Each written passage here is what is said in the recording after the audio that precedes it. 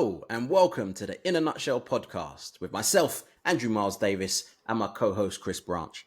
This is the daily 10-minute podcast about generative AI, where we take out all of the techie talk and focus on what the everyday person, content creator, and marketer wants to hear.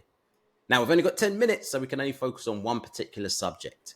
And today we're going to talk about an event that happened last week, but we wanted to just kind of see what everyone was kind of saying about it, see some of the videos, and then we wanted to work out what was a gimmick or what was something that's got actual value. And the event was the CES Technology Trade Show. Now, there was a lot of things that came out of this this particular show, but what we're going to do is we're just going to go through some of the things that we saw that we feel is either a gimmick or actually it's got legs to it. And when I say legs, I don't literally mean legs, because there was a lot of robots, etc. I'm talking, longevity. So, Chris, what's your overall thoughts on what you've seen on what's happened at the show?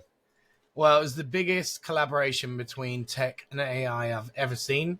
Yeah. And maybe ever so far. To the point where, like you said, it is some of it very gimmicky and lots of people jumping on the bandwagon. I saw toasters with AI in them. I saw pillows with AI in them. I saw mattresses with AI in them. And you think, there's some legit use cases here.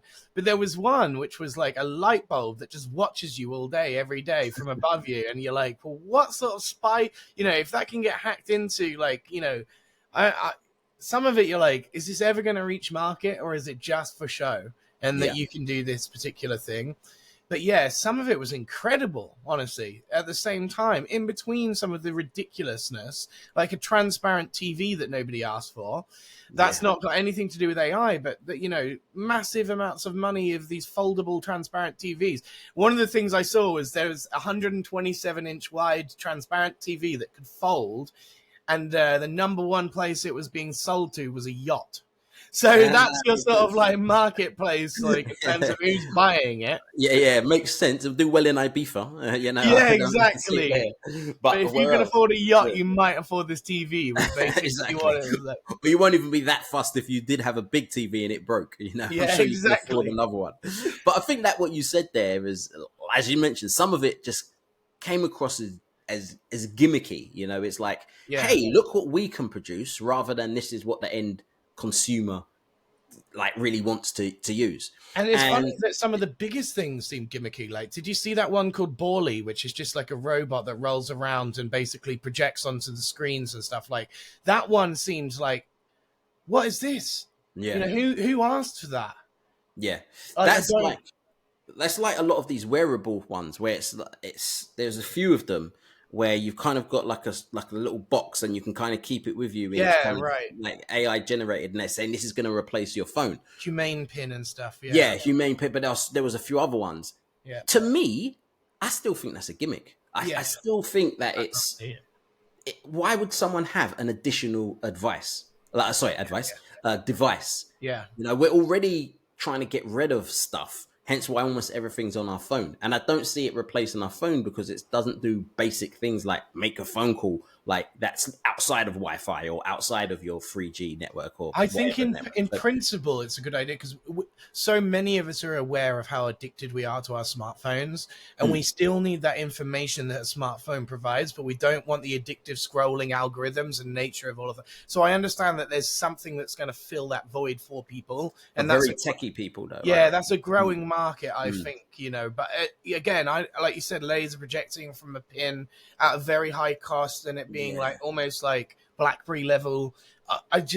There was also a rabbit thing. Did you see the rabbit Pokedex looking thing that was announced at CES? That was so it's a weird interface that basically it will make app changes for you. Like it will do front end code. So you talk to it in natural language and then it goes off and kind of does techie things, not to make it's like an assistant then. It's basically an assistant. Like that sounds pretty interesting. It's the problem is it looks like 15-year-old Apple technology.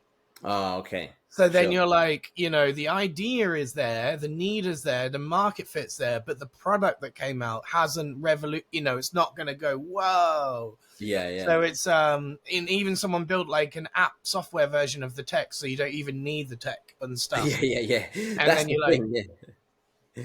And that there is that you look at that and you think, all right, can I do this elsewhere? It's just yeah, going back to many years ago. It was like when the QR code first came out. yeah, It was like, oh, look at this. And then after a while, people was like, why do I need to download an app? Because this is yeah. before you could just use your phone camera. Download an app, work out how the app works, go to this, take a picture of it to get to a website when I could just go straight to the website. Mm-hmm.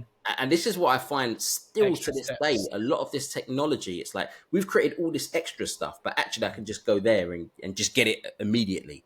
And the key for me, or what a big part of technology is efficiency. That's Yeah, where I that's agree. one of the things that's going to win. But I thought one of the things I saw was the smart toilet. Did you see that one? Yeah, hilarious. So again, smart toilet, and yeah, that does multiple things.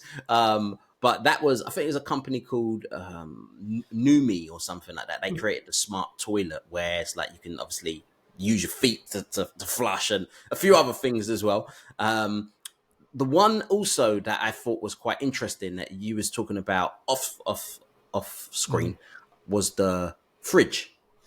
Yeah, now that seems really interesting because they're using multiple AI systems and it's having multiple benefits. So, computer vision through ChatGPT has been one of the biggest breakthroughs. You can now upload a photo to ChatGPT and it can understand what's in that image and even try to reproduce it.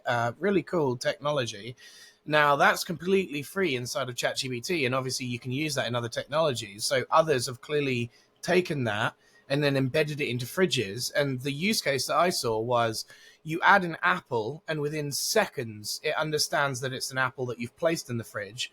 It will also estimate how many calories and how long it will last in the fridge, and then be able to keep this all in a database in a screen on the fridge that will say, oh, the broccoli is going to go out of date in 2 days. You might want to make a stir fry, or something like this. Now, that's pretty cool. When you saw the price, though, $28,000, you might think, oh, it's like the original smartphone that, only rich guys in businesses, because they were built into cars. The original smartphones had to be built into a car. And so you had a portable car phone, but these cost tens of thousands of dollars. And now in third world countries, you can buy smartphones for less than $20. Yeah. So I can see the fridge taking off, but I still think it's many years away because obviously, if you combine it with ChatGPT, where you can take a picture and it can tell you what you've got in the fridge, but also what to cook and give you recipes and how to cook. Once you kind of connect the smart TVs with the generative AI and it will all be in one, I can really see that kind of taking off. So can I, because imagine it could like scan your fruit for mold and start to even, give you much better warnings than the packaging itself, the barcodes and the dates of expiration. Like it might say the 28th of January, but the computer will tell you, oh, there's no mold buildups. You're perfectly fine to eat this well past this. Imagine how much food wastage we could save. And the carbon dioxide to the atmosphere. It could change the world. And I think with the smart fridge, I can see them doing other products with it because obviously some products don't go in the fridge, but the technology will be useful. So I can see it almost going beyond the fridge. So it's almost like the smart kitchen, and the fridge is like the centerpiece. But it can it can work out when your bread is going to go off. It can, and we've already seen that happen in Amazon Go stores. These are smart cameras that are just looking at products, and no one uses a checkout. You just literally take the product off the shelf and walk out the store. It feels alien to us in Europe that haven't experienced this yet, really. But it's second nature. It's coming. And it's coming this year. Yeah.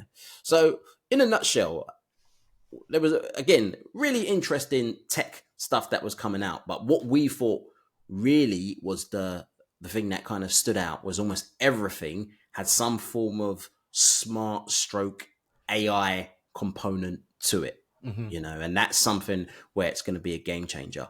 But as we said, is it a gimmick or has it got longevity?